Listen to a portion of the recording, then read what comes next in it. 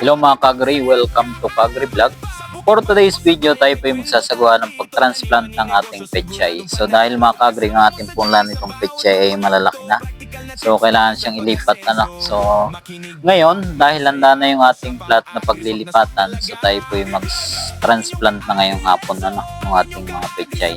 So sa pagpupunla nga pala ng pechay mga Kagri, so dapat isalang-alang natin yung distansya ng ating pechay nang sa ganon ay mas maging malaki or malago yung ating pechay. So dito tayo nagpunla mga Kagri sa ating seedbed. So malalaki na siya.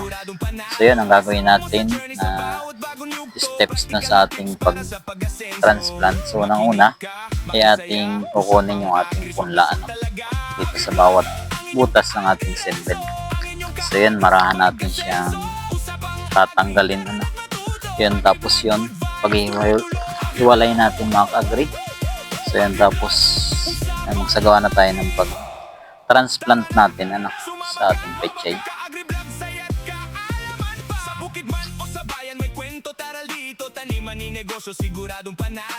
So yun, gagawin natin mga Kagri. So hiwalayin natin siya tayo ay magbutas ng bahagya para dito natin ilalagay yung ating pechay mga Kagri.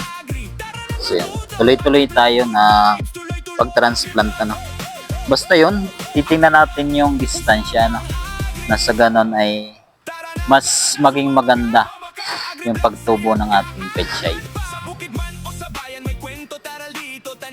Negosyo siguradong panalo kasama mo sa journey sa bawat bagong yugto, practical na tips para sa pag-asenso.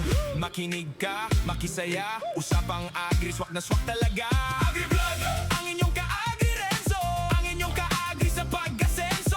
Usapang agri, tagan at matuto. Okay, dyan po natatapos mga Kagri ang ating pag-transplant nitong ating pechay dito sa ating plot So yun, maraming salamat po sa inyong panood. So huwag nga nyo po palang kalimutan mag-follow sa ating Facebook page ng Kagri Vlog.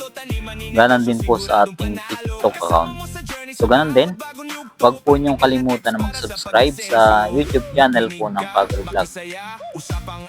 Huwag din pong kalimutan na mag-like, mag-iwan ng comment, at i-share po ang ating mga videos. Muli, ito po ang inyong Kagri Renzo, ang inyong Kagri sa pag-asenso.